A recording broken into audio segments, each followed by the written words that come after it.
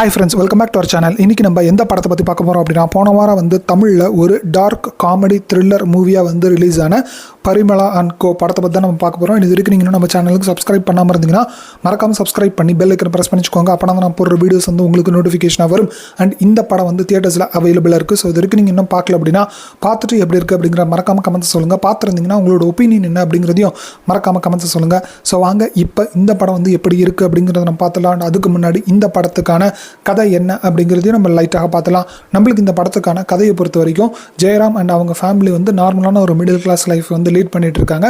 And ஜெயராமுக்கு 2 பொண்ணுங்க இருக்காங்க அப்படிங்கிறது நம்மளுக்கு காமிக்கிறாங்க. ஸோ இப்படி இருக்கிறப்ப அதே ஏரியாவில் ஒரு லோக்கல் ரவுடியான வர்கீஸ் இருக்காரு. அண்ட் அவர் ஒரு தீபாவளிக்கு அடுத்த நாள் மர்மமான முறையில் கொலை செய்யப்பட்டு இறந்து கிடக்கிறாரு.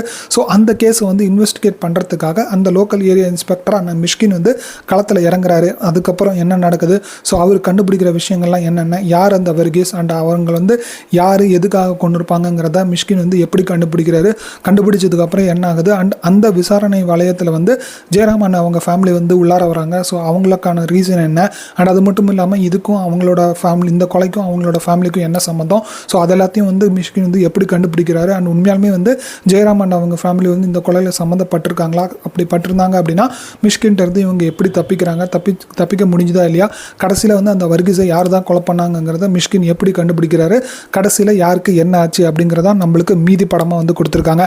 இந்த படத்தை பொறுத்த வரைக்கும் டெக்னிக்கலாக ஓரளவுக்கு நீட்டாகவே கொடுத்துருக்காங்க. ரைட் ஃப்ரம் சினிமோட்டோகிராஃபி ஆகட்டும், எடிட்டிங் ஆகட்டும், பேக்ரவுண்ட் ஸ்கோர் ஆகட்டும், மியூசிக் ஆகட்டும், எல்லாமே ஓரளவுக்கு நீட்டாகவே இருந்தது அப்படிங்கிற மாதிரி தான் எனக்கு தோணுச்சு. அண்ட் அது மட்டும் இல்லாமல் பெர்ஃபார்மன்ஸ்ன்னு பொறுத்த வரைக்கும் ஜெயராம் ஆகட்டும், ஊர்வஷி ஆகட்டும், அண்ட் அது மட்டும் இல்லாமல் யோகி பாபு ஆகட்டும், அண்ட் மிஷ்கின் ஆகட்டும், எல்லாருமே அந்த கதாபாத்திரத்துக்கு என்ன தேவையோ அதை நீட்டாகவே ப்ளே பண்ணியிருந்தாங்க அப்படிங்கிற மாதிரி தான் எனக்கு தோணுச்சு. பட் இருந்தாலும் ஒரு சில இடங்களில் ஜெயராம் அண்ட் அவங்க ஊர்வஷியோட கேரக்டர் கொஞ்சம் அந்த கதைக்கு ஏற்ற மாதிரி இல்லை, பெர்ஃபார்ம் பண்ணலையோ அப்படிங்கிற மாதிரி தான் எனக்கு தோணுச்சு.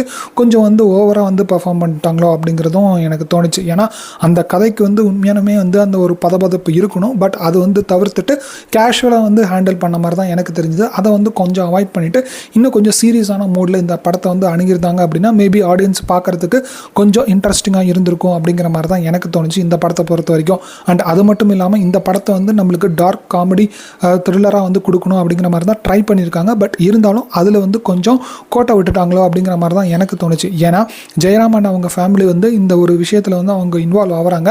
பட் அப்படி இன்வால்வ் ஆனதுக்கப்புறம் அவங்க எப்படி தப்பிக்க போகிறாங்க அப்படிங்கிற ஒரு பதவதிப்பு பார்க்குற ஆடியன்ஸுக்கு இருக்கணும். ஸோ அது எங்கேயுமே வரல அப்படிங்கிற மாதிரி தான் எனக்கு தோணுச்சு. ஏன்னா அந்த ஒரு இன்வெஸ்டிகேஷன் ஆகட்டும், அண்ட் அது மட்டும் இல்லாமல் இவங்க ஃபேமிலிக்குள்ளாரே பேசிக்கிற சில விஷயங்கள் ஆகட்டும், எல்லாமே ரொம்ப கேஷுவலாகவே இருந்ததால் நம்மளுக்கு ஆடியன்ஸ் எப்படி இருந்தாலும் இவங்க கடைசியில் தப்பிக்க தான் போகிறாங்க அப்படிங்கிற மாதிரியான ஒரு ஆங்கிள்லேயே ஆடியன்ஸ் பார்க்குறதால ஒரு சுவாரஸ்யமே இல்லாத மாதிரி தான் எனக்கு தெரிஞ்சது இந்த படத்தை பொறுத்த வரைக்கும். அண்ட் அது மட்டும் இல்லாமல் ரைட்டிங்லாம் இவங்க இஷ்டத்துக்கு வளைச்சிக்கிட்ட மாதிரி தான் எனக்கு தோணுச்சு. ஏன்னா அந்த ஒரு கேரக்டர் வர்கீஸ் அப்படிங்கிற கேரக்டர் நல்லவராக காட்டுறதா கெட்டவராக காட்டுறதா அப்படிங்கிற ஒரு குழப்பம் டேரக்டருக்கு இருந்திருக்குமோ அப்படிங்கிற மாதிரி தான் எனக்கு தோணுச்சு. அதில் இன்னும் கொஞ்சம் மெனக்கட்டு இருந்தாங்க அப்படின்னா மேபி அந்த கேரக்டர் ஒரு பவர்ஃபுல்லாக இருந்திருக்கும் அப்படிங்கிற மாதிரி தான் எனக்கு தோணுச்சு. அது இல்லாமல் கொஞ்சம் அந்த பேலன்ஸ் மிஸ் பண்ணிட்டாங்க அப்படிங்கிறது தான் எனக்கு தோணுச்சு. அண்ட் அதே மாதிரி மிஷ்கினோட கேரக்டர் கொஞ்சம் அந்த இந்த பக்கம் போகிறதா அந்த பக்கம் போகிறதாங்கிற மாதிரி அந்த ஒரு பேலன்ஸ் இருந்தது அப்படிங்கிற மாதிரி தான் எனக்கு தோணுச்சு. அதை இன்னும் கொஞ்சம் நீட்டாக கொடுத்துருக்கலாம் அப்படிங்கிற மாதிரி தான் தோணுச்சு இந்த படத்தை பொறுத்த வரைக்கும். அண்ட் கடைசியிலலாம் அந்த எண்டிங்கில் ஒரு சில விஷயங்கள்லாம் சொல்லியிருப்பாங்க. ஸோ அதெல்லாம் என்னடா சொல்ல வராங்க அப்படிங்கிற மாதிரி மண்டாய் சொல்கிற மாதிரி தான் இருந்தது. ஸோ அதெல்லாம் கொஞ்சம் அவாய்ட் பண்ணி நீட்டாக முடிச்சிருக்கலாமோ அப்படிங்கிற மாதிரி தான் எனக்கு தோணுச்சு இந்த படத்தை பொறுத்த வரைக்கும். ஸோ ஓவராலாக இந்த படம் பார்க்கலாமா வேணாமா அப்படிங்கிற மாதிரி கேட்டிங்கன்னா என்னை பொறுத்த வரைக்கும் இது ஒரு பிலோ ஆவரேஜான மூவியாக தான் எனக்கு அமைஞ்சது. ஒருவேளை உங்களுக்கு டார்க் காமெடி த்ரில்லர்லாம் பிடிக்கும் அப்படிங்கிற மாதிரி ஆளாக இருந்தீங்கன்னா மேபி இந்த படம் உங்களுக்கு ஓரளவுக்கு என்கேஜ் பண்ணுறதுக்கான வாய்ப்புகள் இருக்கும் அப்படிங்கிற மாதிரி தான் எனக்கு தோணுச்சு. நீங்கள் இந்த படம் பார்த்துருந்தீங்கன்னா உங்களுக்கு எப்படி இருந்தது அப்படிங்கிறத மறக்காமல் கமெண்ட்ஸை சொல்லுங்கள். அண்ட் அது மட்டும் இல்லாமல் இந்த படத்தை அந்த யோகி பாபு காமெடி ஒன்று வச்சுருப்பாங்க. ஸோ அது கொஞ்சம் ஓரளவுக்கு ஓகே அப்படிங்கிற மாதிரி இருந்தாலும் ஒரு கட்டத்துக்கு மேலே நம்மளுக்கு ஒரு விதமான சலிப்பை தான் தட்டுச்சு அப்படிங்கிற மாதிரி தான் எனக்கு தெரிஞ்சது. அதை இன்னும் கொஞ்சம் அண்டர் ப்ளே பண்ணியிருக்கலாமோ அப்படிங்கிறது தான் எனக்கு தோணுச்சு இந்த படத்தை பொறுத்த வரைக்கும்.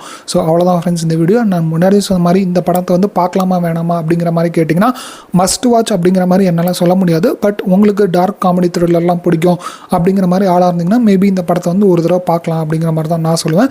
நீங்கள் பார்த்துட்டு எப்படி இருந்தது அப்படிங்கிறத மறக்காமல் கமெண்ட்ஸை சொல்லுங்கள். அவ்வளோதான் ஃப்ரெண்ட்ஸ் இந்த வீடியோ பிடிச்சிருந்ததுன்னா லைக் பண்ணி ஷேர் பண்ணி கமெண்ட் பண்ணுங்கள். மறக்காமல் நம்ம சேனலுக்கு சப்ஸ்கிரைப் பண்ணாமல் இருந்தீங்கன்னா சப்ஸ்கிரைப் பண்ணி பெல் ஐக்கனை ப்ரெஸ் பண்ணிச்சுக்கோங்க. அப்போ தான் நான் போடுற வீடியோஸ் உங்களுக்கு நோட்டிஃபிகேஷன் வரும். Thank you friends. Friends, thanks for வாட்சிங் திஸ் வீடியோ. பை.